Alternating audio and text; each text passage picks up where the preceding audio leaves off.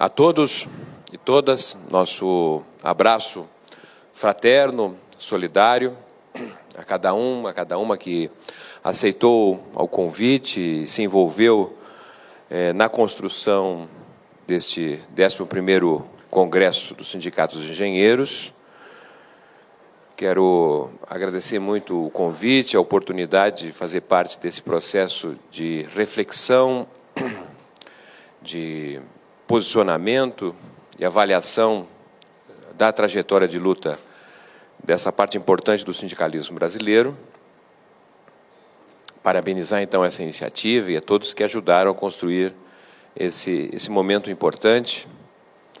Parabenizar também a exposição da professora Bardi, que nos trouxe elementos de reflexão acerca da questão de gênero na categoria, das dificuldades, e um registro importante para o começo desse dia de análise, de reflexão. Importante também chamar a atenção para o fato que estamos no 195º ano da nossa independência. Talvez até pudéssemos ter iniciado aqui cantando o hino nacional. Não devemos perder de vista que somos brasileiros e o nosso país, como sabemos, está em disputa, não apenas por aqueles que aqui residem, mas por uma parcela importante do mundo que segue reconhecendo o papel fundamental do nosso país no jogo de forças e de oportunidades de construção de um mundo superior ao que nós vivemos. Nós estamos nesta segunda década do século XXI diante de um golpe significativo, um golpe que não pode ser visto como se fosse um epílogo de um livro, mas, na realidade, um golpe que nos permite reconhecer as dificuldades e as oportunidades de transformar o nosso país. Esses 2 últimos anos revelam a intensidade dos conflitos, do acúmulo de forças e do acirramento da luta de classes em nosso país. Realizamos as maiores greves de trabalhadores de todos os tempos, o que demonstra justamente que o golpe que estamos envolvidos é um golpe que pode ser apenas um capítulo de um livro, de uma trajetória de sucesso. Essa trajetória de sucesso dependerá fundamentalmente da nossa capacidade de resistir e continuar lutando. Assim como outros brasileiros, nos últimos 195 anos, também deram parte importante de suas vidas na transformação do nosso país. Vivemos hoje um momento que, guardada a devida proporção, assemelha-se a algo parecido que brasileiros viveram na década de 1880, uma década marcada por golpes, de retrocessos, mas também de avanços. Avanços como aqueles que dizem respeito a termos superado a permanência por quase 4 séculos da escravidão.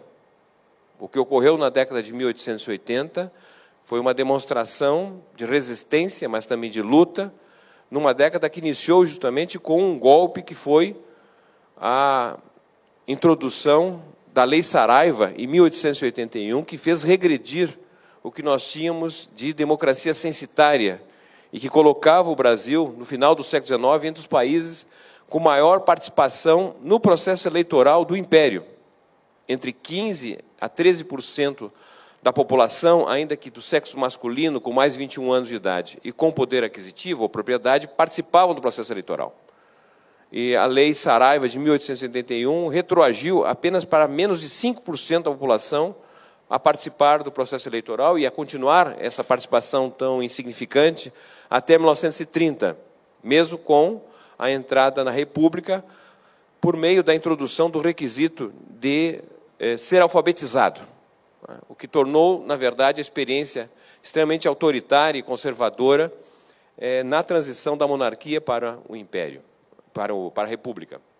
Tivemos também importantes lideranças do abolicionismo, Rui Barbosa, entre outros brasileiros que, de certa maneira, construíram uma etapa significativa que foi o ingresso no capitalismo ao final do século XIX. Um ingresso conturbado, um ingresso que marginalizou parcela substancial dos brasileiros quando se identificou que o atraso ao final do século XIX do Brasil em relação aos Estados Unidos decorreria justamente da miscigenação, da enorme presença de negros, né, e miscigenados no Brasil. Era essa a explicação da elite do final do século XIX, ao aceitar uma nova etapa da sociedade, que foi a saída de uma sociedade escravista, agrária, para uma sociedade capitalista agrária, foi de construção do projeto de branqueamento do Brasil. Em 1872, nós tínhamos 62% dos brasileiros, segundo o censo demográfico, o primeiro feito no Brasil, 2/3 da população eram considerados não brancos. E o projeto de branqueamento, como tendo identificado que o problema do Brasil era a miscigenação, eram os negros, amparado, inclusive, em teses, entre aspas, científicas, como de Gobineau, um francês, o Brasil chega, em 1940, no seu novo censo demográfico, com a população não branca representando apenas 40% dos brasileiros. Então, construímos um projeto de capitalismo que excluiu parcela significativa da população. Somente numa década fantástica, que foi a década de 1930, não menos difícil, por permeada de guerra civil, como de 1932, golpes de Estado, como em 1937, uma década dificílima, mas que permitiu o Brasil superar a primitiva sociedade agrária, pela construção do projeto urbano-industrial, um projeto que não contava, inclusive, com o apoio dos Estados Unidos. E nós ousamos construir uma sociedade urbana-industrial. Em 50 décadas, fizemos o que poucos países fizeram. O Brasil foi, durante 50 anos, entre a década de 30 e de 70, o país que mais cresceu no mundo. Nós fomos o que a China foi, ou que a China está sendo. E isso foi obra, não é, da capacidade de luta, da ação, da resistência dos brasileiros da década de 1930. É claro que o projeto progressista dos tenentistas, né, não foi esgotado pela ação, porque nós tivemos reações também do outro lado, mas não há dúvida alguma, não é, que as projeções do Clube de 3 de Outubro, liderado por Oswaldo Aranha, não é, que estabeleceu um projeto progressista no Brasil, permitiu que nós dessemos um salto e construíssemos uma sociedade urbana industrial que se colocou entre as oito maiores do mundo. Não obstante os problemas sociais, não obstante a ausência de reformas do capitalismo contemporâneo, que nós não fizemos. A reforma agrária, a reforma tributária e a reforma social. Isso decorre justamente da correlação de forças que vivemos desse período de 50 anos. Portanto, entendo que o que estamos vivendo nesta segunda década do século XXI é mais um elemento importante para o qual todos que aqui estão, né, e que nos acompanham também pela internet, façam uma profunda reflexão nesse dia de hoje, né, em que nós estamos há 195 anos da independência. Em que medida nós estamos, de fato, convictos que temos capacidade de seguir em frente, não obstante as derrotas de batalhas, mas nós não perdemos a guerra. Somente perderemos a guerra se nós abandonarmos a luta. E o exemplo concreto de que aqui estamos é porque nós não abandonaremos a luta, por mais difícil que ela seja. O tema que nos cabe aqui apresentar está relacionado, então, às implicações para o trabalho que resultam das transformações do capitalismo, especialmente no seu centro dinâmico e o que diz respeito à nossa condição de Brasil, um país que está na periferia desse sistema capitalista de dimensão global. Nós precisamos, para entender o tema do trabalho, partindo da hipótese que o trabalho é dependente, né, da estrutura de produção, o trabalho não é uma variável independente, né, ele está subordinado à dinâmica mais geral da produção, porque o trabalho resulta justamente desta capacidade que define o ser humano. É a única espécie que tem o trabalho como elemento central na sua vida. E o trabalho tem dois sentidos importantes. O primeiro sentido, na perspectiva de Hannah Arendt, no seu livro A Condição Humana, é de que o trabalho, identificado por ela como o labor, o trabalho heterônomo, o trabalho pela sobrevivência, o trabalho, de certa maneira, alienado, que nos coloca em esforço e ritmo voltado fundamentalmente para a sobrevivência, para o alcance do mínimo necessário para a sobrevivência. Esse é o trabalho que, de certa maneira, vem se transformando profundamente, especialmente com o nascimento e desenvolvimento capitalista. Mas essa é uma forma de ver o trabalho, e é aquela que nós vamos, inclusive, privilegiar na reflexão, mas não é a única. Nós temos um outro sentido do trabalho, que é o trabalho autônomo, o trabalho que nos abre a perspectiva, não é, da coesão, o trabalho da criação, o trabalho que nos permite justamente nos diferenciar das necessidades da sobrevivência. E, de certa forma, do ponto de vista histórico, a luta dos sindicatos, a luta dos trabalhadores tem sido a luta pela libertação do trabalho heterônomo, do trabalho pela sobrevivência e, fundamentalmente, o que significaria a possibilidade crescente de uma sociedade do trabalho autônomo, do trabalho liberto, do trabalho em que as opções humanas se daria justamente pela construção de uma sociedade civilizada superior. O nosso foco, portanto, está relacionado a olhar o primeiro sentido do trabalho, o trabalho heterônomo, o trabalho pela sobrevivência. E é nesse aspecto que quero centrar a minha exposição, porque acredito que estamos diante de uma grande oportunidade de oferecermos um passo a mais no sentido de libertarmos o trabalho da exploração que nos expõe ao mínimo da luta pela sobrevivência. Para tentar chegar a esta conclusão, eu quero inicialmente destacar que o Brasil hoje é produto de uma tensão que vem de fora, de uma tensão que está sendo dada, de um lado, né, pelo esgotamento do modo de dominação do capitalismo em função da grave crise que se sucedeu desde 2008 no mundo, mas em especial nos Estados Unidos. Os Estados Unidos vivem uma crise política e econômica muito complexa, problemática, porque já não oferece os mesmos elementos de centralidade do capitalismo mundial que havia se constituído desde o encerramento da Segunda Grande Guerra Mundial, desde o pós-1945. Os Estados Unidos já não detêm os três elementos necessários para o exercício da centralidade no capitalismo. Não detém mais hoje a capacidade, né, de produção e difusão tecnológica, como havia tido no passado. É um país que ascende basicamente na sua base monetária, no dólar, mas é um dólar enfraquecido, na medida em que ele não tem nem mesmo conversibilidade ao ouro, como chegou a ter entre 1944 e 1973, e ainda se sustenta fundamentalmente por suas forças armadas. Mas, assim como a Inglaterra, ao final do século XIX, no início do século XX, havia abandonado o seu sistema produtivo, enfraquecido a sua moeda, passou a depender basicamente das forças armadas, que sem crescimento econômico têm dificuldade de serem sustentados pelo orçamento público.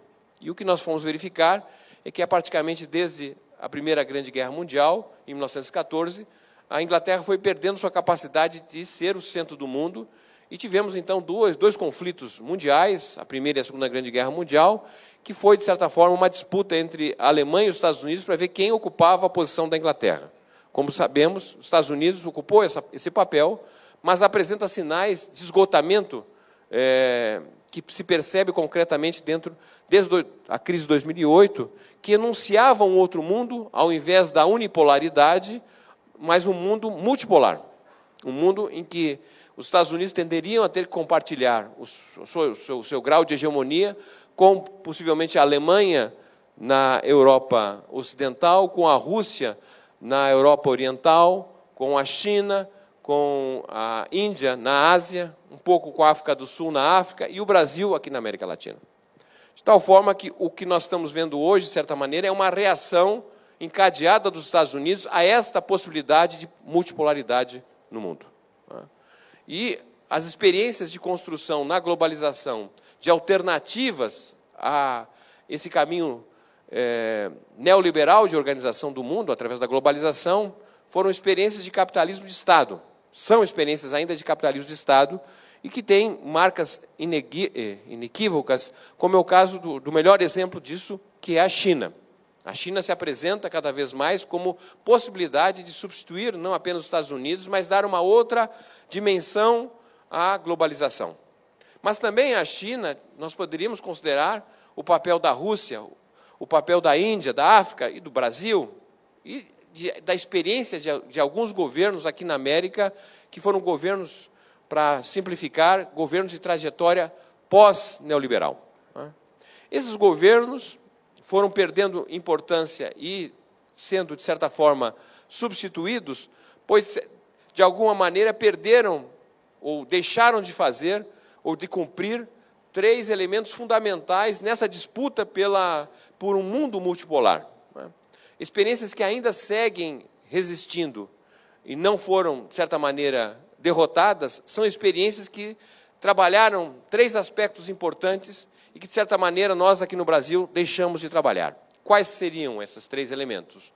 O primeiro elemento relacionado ao papel do uso das Forças Armadas. Se a Venezuela resiste, porque, de certa maneira, tem uma forma especial de condução de suas Forças Armadas. O mesmo podemos dizer em relação à Turquia, que enfrentou justamente a tentativa de destruição daquele governo, utilizando, de uma forma mais criativa, vamos dizer assim, as suas Forças Armadas. Outro elemento importante, ademais das Forças Armadas, é, inegavelmente, a remodelação do sistema da justiça. Países que não mexeram no sistema de justiça foram países que deram, de certa forma, vazão a golpes de Estado e a substituição de governos que tinham uma visão soberana do seu papel no mundo. E é isso que podemos ver em outros países que ainda resistem, porque foram capazes de fazer reformas fundamentais no seu sistema jurídico. E o terceiro elemento importante está relacionado ao papel de politização da sociedade, especialmente dos segmentos de baixo, da classe trabalhadora e da população que está na base da pirâmide social. Países que não tiveram capacidade de remodelar as suas Forças Armadas, submeter a uma reforma o seu sistema judicial e politizar a classe trabalhadora, sobretudo, e a base da pirâmide social, não resistiram às tensões que vêm de fora.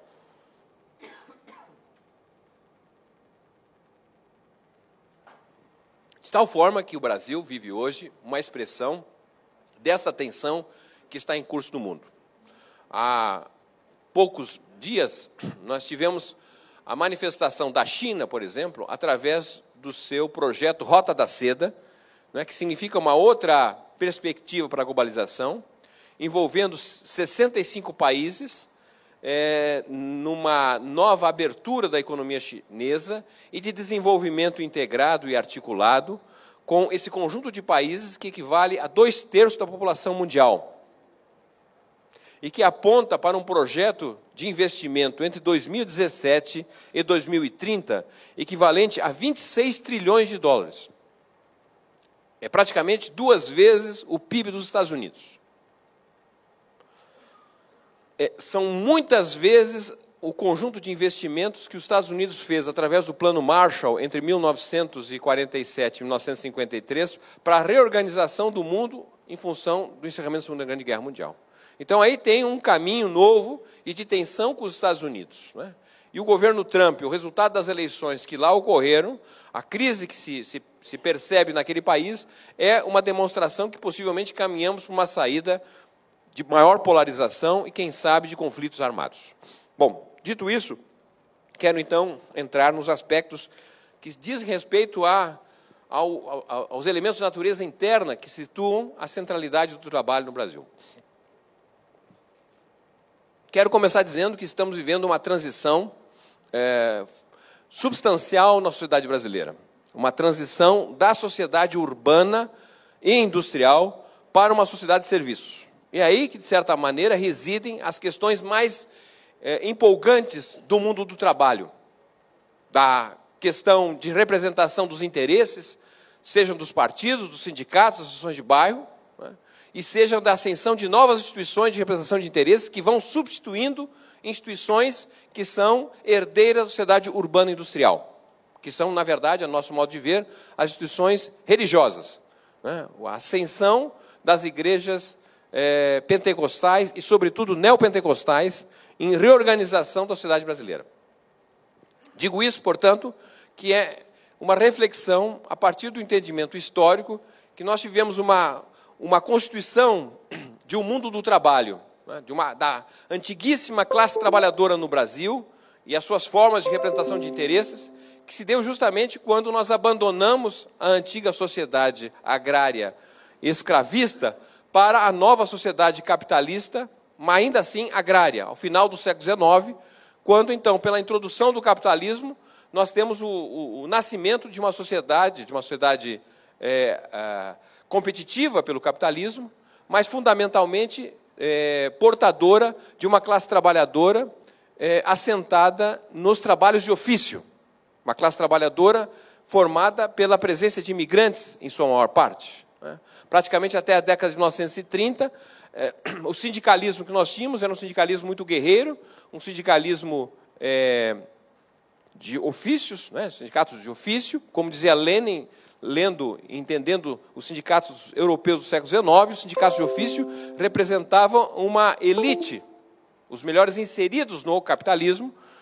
Era muito lutadora, era um sindicalismo cujo papel era o de oferecer, através dos seus sindicatos, uma ação totalizante, porque os sindicatos de ofício eram sindicatos que atuavam de forma política, né, contra a experiência de democracia censitária, que diziam democracia burguesa, que não oferecia a oportunidade dos trabalhadores participarem do processo eleitoral. Era uma política que trazia apenas os interesses dos ricos, os que tinham condições de votar e ser votados. Era um sindicalismo que atuava do ponto de vista de uma política social, pois eram sindicatos que construíram os fundos de ajuda mútua, fundos que buscavam oferecer alguma proteção aos riscos do trabalho. Os fundos de ajuda mútua eram contribuições dos trabalhadores de ofício que permitiam financiar uma espécie de aposentadoria, uma espécie de seguro-desemprego, uma espécie de pensão à morte.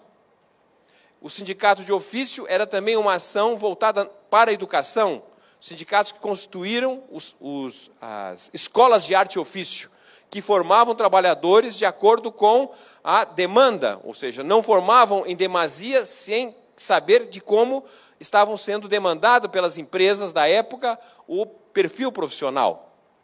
Então, era um sindicato, uma estrutura sindical de atuação totalizante. Atuavam no ponto de vista político, do ponto de vista econômico, do ponto de vista social, educacional, da previdência. Essa é a classe trabalhadora que vai constituir um tipo de organização sindical que espelha, basicamente, uma parte muito pequena da população. Especialmente quando estamos considerando o Brasil até a década de 30, que é um país constituído de arquipélagos, né, enclaves em algumas cidades urbanas, né, Porto Alegre, São Paulo, Recife, Rio de Janeiro, Belo Horizonte, e o resto é constituído por população agrária, rural, distante de qualquer forma de organização. Essa etapa vai basicamente ser saturada pela segunda transição que o Brasil vai fazer da sociedade agrária para uma sociedade urbana e industrial.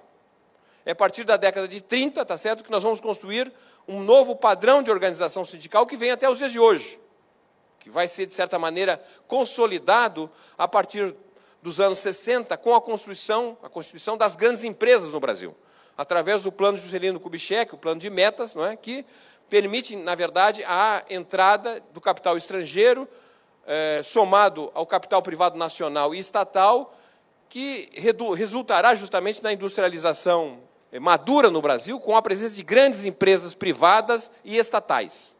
E, através da expansão do Estado, nós vamos ter, então, a constituição da classe trabalhadora, da grande empresa, que vai reivindicar não mais a luta apenas pelo dia a dia, pela incorporação do salário, mas questões relacionadas às condições de trabalho dentro da grande empresa.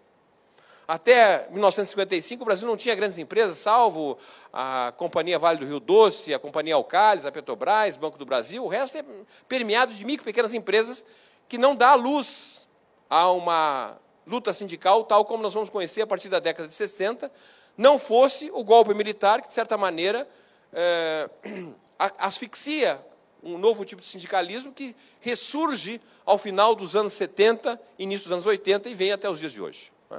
Esse sindicalismo novo, que vem com a industrialização, é um sindicalismo que atua do ponto de vista da especialização, porque é uma divisão do trabalho dentro das lutas. Ou seja, o sindicato, o novo sindicalismo, é uma estrutura de representação apenas e tão somente de quem trabalha num local determinado. O sindicato só representa quem trabalha em determinados locais, em determinadas regiões. É um sindicato de representação por categoria profissional. O que significa dizer que o mesmo local pode ter mais de um sindicato. Pode ter 30 sindicatos. Pode ser o sindicato de uma indústria metalúrgica, o sindicato dos engenheiros, mas o sindicato também dos técnicos, o sindicato dos trabalhadores de condução, uma diversidade de sindicatos que resulta dessa forma de constituir o sindicalismo que representa apenas os que estão trabalhando. Se você está fora daquele local de trabalho, se você não trabalha, não pertence ao sindicato. A luta política vai ser a luta feita pelo partido político. A luta social vai ser feita pelas organizações sociais. Parte importante, portanto, desta forma de atuação diz respeito que o sindicalismo representa, então, apenas a luta econômica. O papel do sindicato, na maior parte das vezes, vai ser aquele de impor aumento no custo de contratação para o empresário. Porque a luta pela elevação da educação, a luta cultural, a luta midiática, as demais formas de luta estão divididas por outras instituições. O sindicato perde ou abandona a capacidade de formação dos trabalhadores. Os sindicatos não terão mais escolas de arte e ofício, que será um papel agora do Estado fazê-lo. Os sindicatos abandonarão o papel da disputa da opinião, pois deixarão de fora a formação de grandes jornais que representariam os interesses da classe trabalhadora para fazer, então, a luta pequena do dia a dia, do cotidiano. Órgãos de divulgação de pequena escala, voltada apenas tão somente para aquela categoria, para aqueles trabalhadores específicos em determinados locais de trabalho. Os sindicatos não mais estarão atuando, pelo menos no caso brasileiro, nós vamos até a reforma de 66 da Previdência, que ainda terá o sistema previdenciário, a presença de trabalhadores na forma tripartite, mas que o golpe de 64 abandona, que cria o INPS, o Instituto Nacional de Aposentadoria e Pensão, mas até então nós tínhamos a representação tripartite, pelo menos, mas os sindicatos não terão o que dizer sobre a questão previdenciária, a não ser a luta política no parlamento, por leis, na constituição de um sistema para todos os trabalhadores. Então, os sindicatos deixarão de ser instituições culturais, não farão cada vez mais mobilizações pelo tema cultural. Era comum os sindicatos de ofício ter momentos de poesia operária, vestimenta operária, modo de vida operário, gastronomia operária, poesia operária. Isso tudo vai se perdendo e o sindicato abandona essa perspectiva cultural, do modo de falar, do modo de vestir. Até tínhamos, há algum tempo, bailes, festividades que os sindicatos organizavam. Acabei de vir, nesse final de semana, de um festival que os sindicatos e partidos políticos fazem, por exemplo, em Lisboa. A tentativa de dar disputa ideológica, não apenas no que diz respeito à relação capital-trabalho. Então, o novo sindicalismo, importantíssimo na disputa, na relação capital-trabalho, se especializou numa forma de atuação. E isso está relacionado à classe trabalhadora que nós vamos constituir em função da transição da velha, da longeva sociedade agrária para a sociedade urbana industrial. E nós estamos vivendo, praticamente desde o final dos anos 80, aos dias de hoje, uma transição importantíssima, sociedade urbana industrial, sociedade de serviços. O que predomina no nosso país hoje são os serviços. É a emergência do trabalho imaterial. É um trabalho de uma outra natureza. É um trabalho que não apresenta a concretude, não é tangível, não é factível, viável a percepção da natureza desse trabalho. Diferentemente do trabalho na agricultura, na pecuária, na indústria, na construção civil, em que o resultado do esforço físico e mental do homem, não é, significa justamente a presença de algo concreto, palpável, tangível. Na indústria, a formação de um automóvel, uma vestimenta. Na agricultura, um alimento. No trabalho imaterial, que representa mais de 70% total das ocupações do Brasil de hoje. Quase 4/5 dos ocupados hoje estão no setor de serviços. E os serviços não resultam em algo concreto, palpável, tangível. Esse é um trabalho de outra natureza. É um trabalho, de certa maneira, que tem feito com que as instituições de representação de interesse, partidos políticos, sindicatos, associações de bairros, associações estudantis, entre outras formas, que representam o velho mundo do trabalho, não conseguem se conectar com essa emergência da nova classe trabalhadora de serviço. Que tem anseios, que tem expectativas, desejos que não são tratados pela pauta da estrutura de representação de interesse que temos hoje, que representa a velha sociedade. Nós estamos diante de uma sociedade nova, cujo desconhecimento é generalizado. Porque o trabalho, que abriria a possibilidade de lutarmos justamente pela libertação desse trabalho heterônomo, pela sobrevivência, o que nós estamos vendo é justamente a reprodução do contrário. A intensificação do trabalho e a extensão da jornada. Extensão da jornada que não vem mais apenas pelo exercício no local específico do trabalho, mas a possibilidade do trabalho de serviço ser cada vez mais um trabalho portável. Um trabalho que se expressa pela presença de tecnologia de informação e comunicação. Um trabalho que deixa todos nós praticamente plugados 24 horas por dia. Certo? É o trabalho que não nos desconecta da presença da internet, do telefone celular. Enquanto estamos aqui nessa reflexão coletiva, vários companheiros usam o telefone celular para informar, para mandar mensagem, para passar trabalho. Ou seja, nós estamos conectados nessa vida que, diferentemente do que acreditávamos há 30 anos atrás, de que as novas tecnologias, que a revolução industrial e tecnológica nos permitiria ter uma vida descolada do trabalho, com mais tempo livre, com mais tempo à família, com mais tempo justamente do trabalho autônomo e criativo, o que nós estamos tendo é justamente o inverso. Não há tempo mais para nada. Não há tempo mais nem para perguntar ao filho sobre o seu sonho. Uma vida contaminada por esse trabalho heterônomo. Uma vida de regressão. Uma vida de perda de sentido do trabalho. Cujos indicadores, né, de mortes no trabalho, de suicídio, são indicativos crescentes do mal-estar frente a essa nova sociedade. E essa nova sociedade não encontra nas instituições de representação de interesses algo a que se pode apegar. Pesquisa que fizemos em São Paulo, com essa classe trabalhadora, demonstrou de que durante o período que o Brasil gerou emprego, nos anos 2000, por exemplo, 22 milhões de pessoas ingressaram no mercado de trabalho. De cada 10 trabalhadores, apenas 2 filiou ao sindicato. Estou dando o exemplo do sindicato, tá certo? Podia dar o exemplo dos partidos, das associações de bairro e assim por diante. Mas de cada 10 trabalhadores, apenas 2 filiou ao sindicato, sem que o Brasil aumentasse a taxa de sindicalização. Perguntado aos 8 em cada 10 que não se filiaram ao sindicato, as razões dessa decisão. A metade, 4 em cada 8, respondeu que não se filiaram aos sindicatos porque os sindicatos representam o atraso, o corporativismo, a corrupção. Os outros 4 dos 8 responderam o inverso, dizendo que os sindicatos são importantes, são fundamentais, para que se possa justamente melhorar as condições de trabalho e de vida. No entanto, eles não se filiaram porque não conhecem o sindicato, que jamais passou ao seu local de trabalho, que jamais levou uma mensagem de conforto e de esperança. Os sindicatos, os partidos, as associações de bairros não são apenas para fazer diagnósticos e dizer que a sociedade está ruim e que está pior. São instituições que devem levar a mensagem de otimismo, uma mensagem de esperança, uma mensagem de organização em torno da luta. E é isso que as igrejas neopentecostais vêm fazendo de forma exitosa. Enquanto nós temos dificuldade de atrair público para a reunião do partido, a assembleia do sindicato, reunião do síndico, né, nas mais diversas tentativas de organização da nossa sociedade, as assembleias religiosas estão sempre lotadas. E por que estão lotadas? Elas estão lotadas, em primeiro lugar, porque elas estão próximas onde as pessoas moram.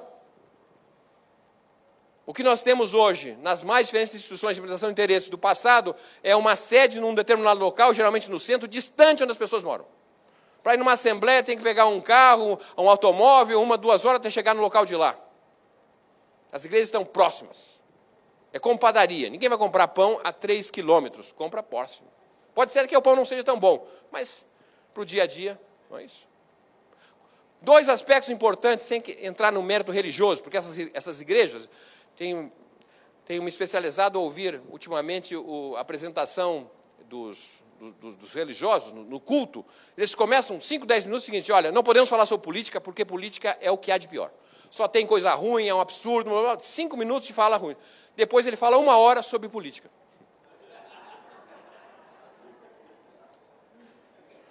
Não vou entrar no critério religioso. O que interessa aqui chamar atenção para 2 aspectos fundamentais que nós precisamos refletir diante dessa nova classe trabalhadora dos serviços e da remodelação necessária do sindicalismo brasileiro. O primeiro aspecto está relacionado ao entendimento da natureza desse trabalho, da intermitência do trabalho, do desemprego, da opressão, da subjetividade da exploração. Um exemplo concreto, a questão do desemprego. Nós estamos com mais de 3 milhões de trabalhadores empregados, no conceito residual da OIT, que é utilizado pelo IBGE. Mas se nós considerarmos as pessoas que estão, embora ocupadas por mais de 2 horas na semana, mas desejam trabalhar mais porque o salário é pouco, etc., nós chegamos a 24 milhões de brasileiros hoje estão nessa circunstância. E o que os sindicatos, para ficar nesse foco, têm a dizer para os empregados? O trabalhador que perde emprego vai ao sindicato, no máximo faz a rescisão, e ouve do dirigente sindical: isso é lamentável, isso é culpa do patrão, ou esse governo. Mas estamos juntos. O sindicato não tem o que oferecer, de maneira geral, a essa circunstância. E nós sabemos, a pessoa desempregada, com o passar do tempo, tende a ficar numa situação de isolamento. Nem a família o recepciona. Pois a igreja o recepciona de braço aberto, o estimula, o mobiliza, e mais importante, realiza uma série de serviços a esse desempregado, quais sejam. Eu, por exemplo, sou da igreja, sou economista, posso oferecer um curso de 2, 3, 4 horas de preparação de um plano de negócio. Outro companheiro, que é especializado em outra área, oferece cursos assim, cursos de maneira geral e atuação voluntários, sem a presença da moeda. Mais do que oferecer curso de capacitação, existe uma rede de procura ativa por trabalho. Pois eu trabalho no supermercado, sou da igreja tal, fiquei sabendo que tem um posto de trabalho, essa informação eu levo para o pastor, que já resulta na possibilidade de emprego da pessoa que está desempregada da minha igreja. Portanto, há o quê? Serviços. Psicólogas que pertencem à igreja ajudam aquelas mães. Imaginem, o que mais cresce na sociedade de hoje, na sociedade de serviços, são as famílias monoparentais. Geralmente 2 pessoas, um adulto e uma criança. A criança e o adulto, geralmente uma mulher, quando não um idoso. A mulher sai cedo de casa, volta à noite, chega em casa, está o seu filho ou sua filha diante de um celular, num Facebook. O que é essa minha filha está conversando com quem? Quem são suas amigas? Eu não entendo esse mundo. Pois a assessoria de uma psicóloga irmã ajuda. Serviços são fundamentais. Serviços que têm a ver com o dia a dia, o cotidiano desse novo mundo do trabalho e do serviço. E qual outro papel importante da igreja, que poderia ser um espaço significativo para a atuação sindical, é a questão da sociabilidade, da convivência, da identidade, do pertencimento. Algo que nós perdemos nesse sentido. O sindicato faz uma assembleia, reúne as pessoas, meia dúzia de pessoas falam, tem alguma dúvida, uma pergunta, terminou, bom, nos vemos na luta daqui a 15 dias. Não tem diálogo, não tem identidade, pois na igreja o pastor recepciona a todos, cada um fala da sua situação e permite que eu, que, por exemplo, estou com meus problemas, perceba que outras pessoas têm problemas equivalentes aos meus, que não são problemas individuais, são problemas sociais de uma sociedade doente. Essa identidade, esse pertencimento é construído nesses espaços coletivos de saber, pois isso as igrejas estão fazendo. E é isso que, de certa maneira, aponta para a nova forma de organização desse mundo do trabalho, complexo. Nós podemos ficar nas nossas posições relativas. esbravejando contra o mal que aqui está, mas seremos cada vez menores em termos de importância relativa ao avanço da sociedade. E esse é o projeto que está em disputa. Nessa nova sociedade de serviços, dados os ganhos de produtividade, é plenamente possível uma jornada de trabalho de 12 horas semanais. É plenamente possível começar o trabalho a partir ter completado o ensino superior, começar a trabalhar a partir dos 22, 23 anos de idade. Toda a sociedade, não apenas os filhos dos ricos. É possível estudar a vida toda. É possível, portanto, libertar-se do trabalho heterônomo. O trabalho pela sobrevivência, porque é uma sociedade muito mais rica do ponto de vista da produtividade, pela introdução das novas tecnologias. Essa é a questão que está em disputa. Enquanto a OIT diz para nós o seguinte, olha, isso aí é o que está aí, o que nós precisamos fazer é flexibilizar a legislação do trabalho, nos adaptar, estudar a vida toda e pronto, final. E o resultado vai vir justamente desse mundo de espontaneidades. Não pode ser essa a posição dos sindicatos, dos partidos políticos comprometidos com essa classe trabalhadora. Essa nova sociedade exige uma reorganização superior. E talvez aqui cada vez mais instituições que tenham capacidade de atuar de forma ampla. Não apenas especializada na luta econômica, mas também na luta política, também na luta cultural, também na luta do conhecimento, da formação. Por que o Sistema S monta universidades? Por que as grandes empresas têm universidades corporativas e nós não temos uma grande universidade? O GIES está numa luta gigantesca nesse sentido. Nós precisamos compreender o momento especial que estamos vivendo. Isso nos dá a capacidade de dar um passo superior, de fazer com que, como as gerações da década de 1930, a década de 1880 fizeram. Independente das derrotas que sofremos, nós não perdemos a batalha. E não perderemos a batalha na medida que nós fomos capazes, de abandonar o medo. O medo de ser ousado. O medo de deixar de ser governado pelos que já morreram. E eu não tenho dúvida que este Congresso, no 195º ano da independência, nos ajuda a afastar do medo e construir, de fato, uma sociedade superior, porque o Brasil é muito maior do que a crise que nós estamos. Muito obrigado.